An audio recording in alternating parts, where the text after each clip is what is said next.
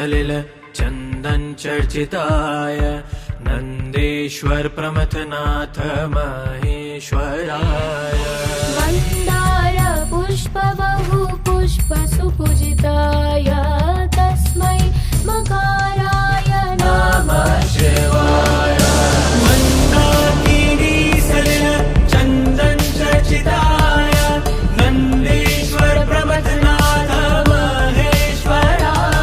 नमस्कार, सास बहू की अनोखी दुनिया में आपका स्वागत है। मैं हूँ चित्रलेखा और ये है हमेशा की तरह मेरी बहुत प्यारी बहू पारुल। आज का तो मुझे कुछ आइडिया नहीं है कि आज क्या होने वाला है, बस मैं आके बैठ गई हूँ। आज क्या सुनाने वाली हूँ? देखो पारुल, ये ऑब्वियस है कि श्रावण मास है तो भगवान शिव ही होंगे मुख्य, जिनके ऊपर जो आज हम लेके आएंगे तो वही उन्हीं से संबंधित सब कुछ चल रहा है आजकल। तो आज भी भगवान शिव से ही संबंधित साथी हम लेकर आए हैं और आज है पंच महाभूत। पंच महाभूत। हाँ, अब तुमने भी साधारण चीज तो पता होगी कि क्षिति जल पावक गगन समीरा पंच रचित यह अधम शरीरा। ये जो हमारा शरीर है ये पांच तत्वों से मिलकर बना है। तो ये पंच महाभूत हैं क्या, कहाँ से इनकी उत्पत्ति हुई, ये आज का हमारा विषय है।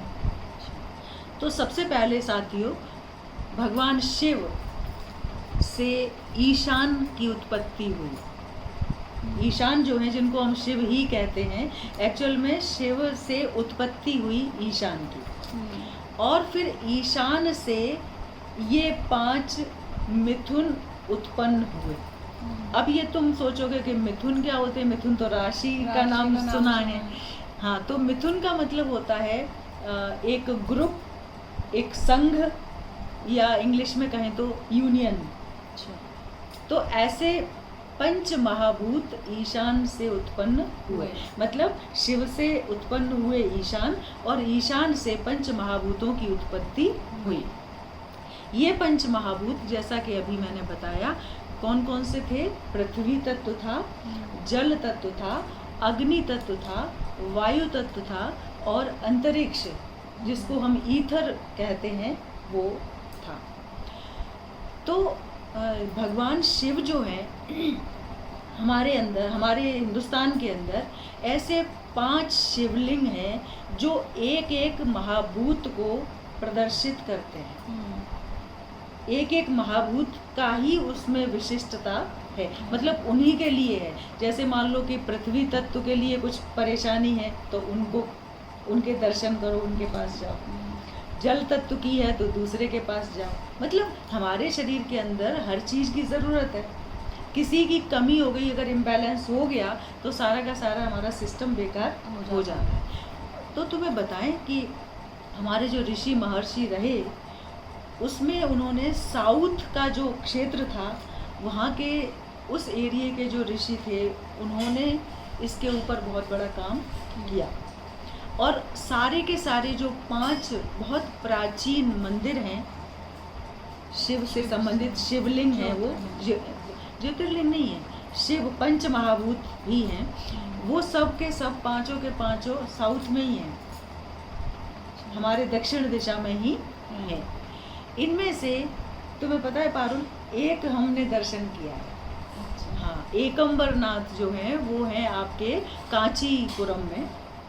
कांची कामकोटि पीठ जो है, हमारी जो 4 पीठ हैं हमारी सनातन परंपरा की, उनमें से जो कांची कामकोटि पीठ है, जहाँ शंकराचार्य जी बैठते हैं, वहाँ पर इसका ये जो शिव हैं वो पृथ्वी तत्व को प्रदर्शित करते हैं।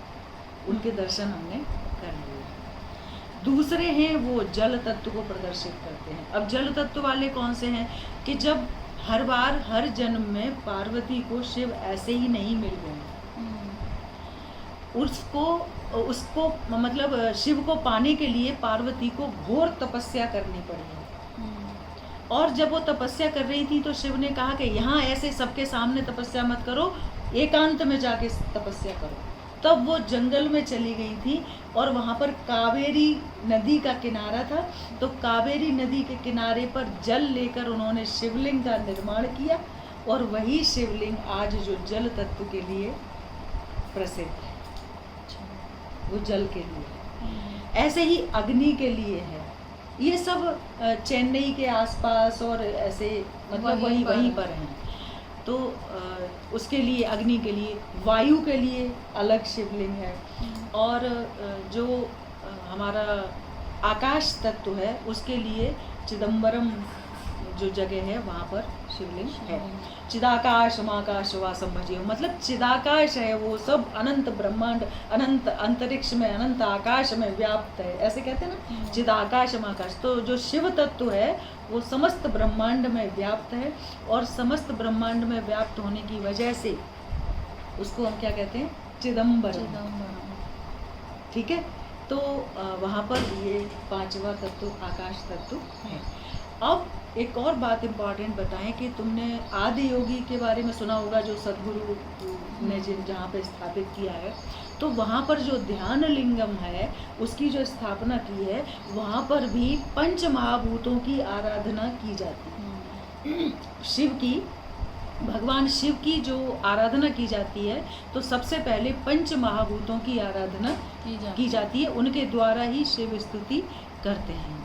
तो साथियों, इसकी जानकारी बहुत ज़रूरी है कि शिव कोई छोटी मोटी बात नहीं है। शिव कोई ऐसा नहीं है कि आपने बस केवल जल अर्पित कर दिया और यहीं पर पूर्ण हो गया। शिव अखिल ब्रह्मांड में व्याप्त तत्व है।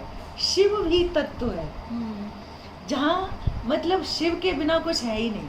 और चूंकि पंच तत्व का निर्माण करता है, इसलिए पंच तत्व में मिलाने वाला भी वही है। इसलिए संहार करता जो कहते हैं कि अंत समय में कौन लेके जाता है, शिव।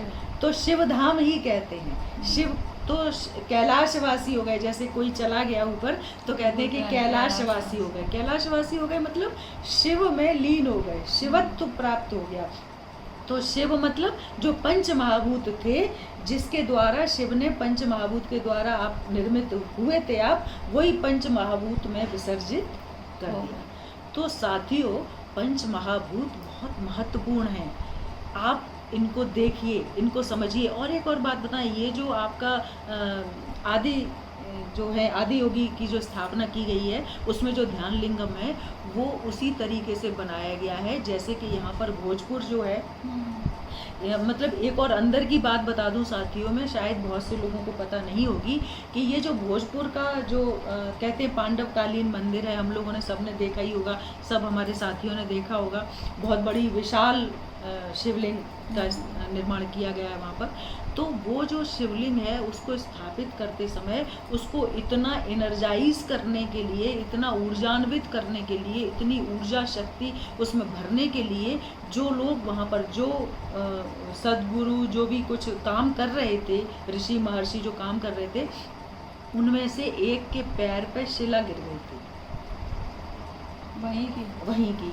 तो वो फिर जो शक्ति उसमें प्रवाहित, लास्ट वाली जो प्रवाहित होनी चाहिए थी, वो वहाँ पर प्रवाहित उसमें नहीं हुआ। तो ऐसा कहा जाता है कि वही जो शक्ति वहाँ पर होनी चाहिए थी, तो कुछ ऐसा जो सदगुरु जो ईशा योग वाले हैं, जग्गी वासुदेव आदरणीय, वो उनको ऐसा कुछ ईश्वरीय प्रदत्त आभास और प्रेरणा हुई और उनको आदेश मिला कि ये काम अब आपको सौंपा जाता है। तो इसलिए ये उन्हीं के वचन है, उनके ही द्वारा कहा गया है ये। तो इसलिए इतना महत्वपूर्ण कार्य उनके कर कमलों से पूर्ण हुआ। और ये हम सबका सौभाग्य है कि हिंदुस्तान के अंदर साउथ और ईस्ट से और नॉर्थ से कोई फ़र्क नहीं पड़ता है, हिंदुस्तान के अंदर है। और कभी मौका मिले तो वहाँ पर ज़रूर जाएं, ध्यान लिंगम और आदि योगी के दर्शन करने के लिए। अच्छा, एक और बात बताएं, जो आदि योगी की ये अपने आप में अनूठी प्रतिमा है, जो सिर्फ धड़ धड़ है, अदरवाइज शिव पूरे ही दिखाई देते हैं। जहाँ भी कहीं शिव की मूर्ति मिलेगी वो पूरी दिखेगी, बैठी मिलेगी, ध्यान मग्न मिलेंगे, खड़े हुए मिलेंगे, लेकिन वहाँ पर सिर्फ शिव का धड़ है। और वो 112 फीट ऊंचा है, 112 फीट। और उसके पीछे भी जो कारण है वो क्या है 112 का? 112 का ही अंक क्यों लिया? क्योंकि उनके अंदर शिव को प्राप्त करने की 112 संभावनाएं हैं। 112 तरीके में से किसी एक तरीके को अपना लो तो वहां तक पहुंच जाने के लिए आपको रास्ता मिल जाएगा। तो हर चीज साथियों इतनी गूढ़ है, इतनी गूढ़ रहस्य छुपे हुए हैं शिव के अंदर। तो आज आप इस गूढ़ रहस्य को थोड़ा बहुत जानने की कोशिश अवश्य करें कि ये पंच महाभूत क्या हैं, कहाँ से इनकी उत्पत्ति हुई, कहाँ कहाँ ये हैं। अगर हमें इनके दर्शन करने हैं तो हमें कहाँ जाना है, और जब वहाँ साउथ में जाएंगे ही सही तो फिर वहाँ पर जाके इनके ज़रूर दर्शन करें, ध्यान लिंगम के और आदि योगी के, और अपने जीवन की जो यात्रा है उसको पूर्ण करें, सफल करें। जाता तो देखो जो जन्मा है वो जाएगा, आया है सो जाएगा राजा रंग फकीर, वो तो एक अलग बात है। फिर उनमें और हम में क्या अंतर रहा? हम में यही अंतर है कि हम अपने जीवन का जो उद्देश्य है उसको प्राप्त करें। तो फिर ये प्राप्त करने के लिए ऐसे ही नहीं होता है, पुरुषार्थ करना पड़ता है, आपको भी हमको भी। तो उस पुरुषार्थ के लिए हम लोग बिल्कुल तैयार रहें, बढ़ते रहें। और आज की जैसे एक बात कही, एक बात सुनी, एक कदम आपने उसकी ओर चल लिया, तो ऐसे ही करते करते करते करते रास्ता तय हो जाएगा और पता चला कि आप अपनी असली मंजिल तक पहुंच गए। और सिर्फ पता चलने की भी देर है, मंजिल कहीं बहुत दूर होती नहीं है ना। दरअसल वहाँ थी हमारी मंजिल, दरअसल वहाँ थी हमारी मंजिल, कदम उठा था जहाँ से पहला।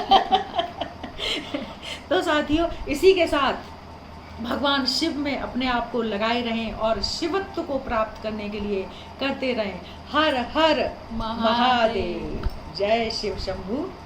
और क्या करना है भाई ऐसी अच्छी अच्छी जानकारी के लिए बताइए बार। ऐसी जानकारी मिलती रहे इसके लिए लाइक करें, शेयर करें, सब्सक्राइब करें, बेल आइकन पर क्लिक करें, जिससे कि जैसे ही हमारा वीडियो आए आप तक पहुंच जाए। और श्रावण का स्पेशल है ना, तो भगवान शिव शिव और सिर्फ शिव। और इसी के साथ देखते रहिए वीडियो, शिव को देखते रहिए, शिव को सुनते रहिए, शिव की आराधना करते रहिए, शिव को अंदर महसूस करिए और अपना ख्याल रखिए, खुश रहिए, आबाद रहिए। जय भोलेनाथ।